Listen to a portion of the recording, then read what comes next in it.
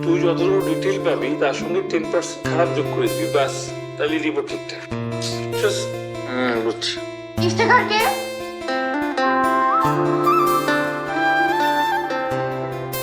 প্রথম দেখায় প্রেম বলে যে কিছু আছে, এটা আমি কখনোই বিশ্বাস করতাম না।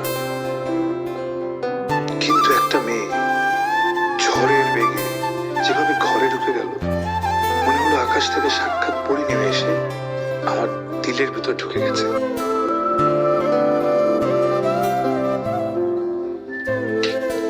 তুই আমার ক্লায়েন্টের বিয়ে ভাঙার কে?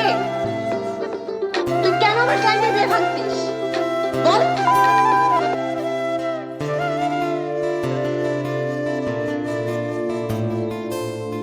দেশের সবচেয়ে এলিজিবল ব্যাচেলারের পার্টনার যেভাবে হঠাৎ করে চলে আসতে পারে, এটাও আমার ধারণা ছিল না।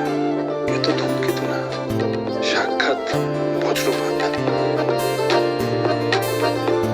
আপনি কি এই এলাকায় থাকে? এলাকাতে না, ওই যে আপনার প্রাণী নামে কারো ছিলেন কিনা?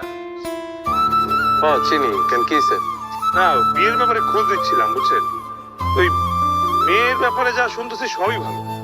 মেয়ের চরিত্র ভালো, পড়ালেখা করে, ডানে বামে তাকায় না, কোনো বয়ফ্রেন্ড নাই। মেয়ের পরিবার সম্পর্কে না যা শুনতেছি, কনফিউজ হয়ে গেছি। মেয়ের বাপ নাকি ঘুষ খায়, মেয়ের বড় ভাই নাকি গাঁজা খায়, মারামারি করে, ট্রাভেলিং করে, চর থাপ্পড় মারে, চাঁদাবাজি করে। ঘটনা কি সত্য?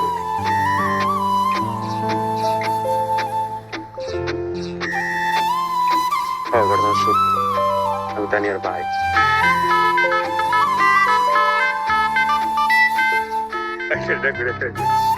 একটা ভুল হয়েছে। আমি ইফতেখার, পেশায় ডিটেকটিভ না, ম্যারেজ কনসালটেন্ট। বিয়ের আগে পাত্র পাত্রীর খোঁজ নেওয়া থেকে শুরু করে বাসার প্রত্যেকটা সুতোর খবর বের করাই আমার কাজ। চুলচেরা বিশ্লেষণ করতে গিয়ে প্রায় এরকম উদ্ভট সিচুয়েশন ফেস করতে হয়।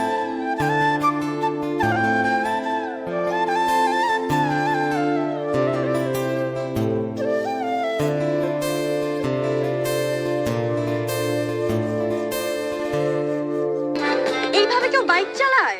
যত সব আনসোশাল আনসিভিলাইজড পোলা ভাই, মনে হয় যে চোখ হাটের মধ্যে নিয়ে ঘুরে। চলো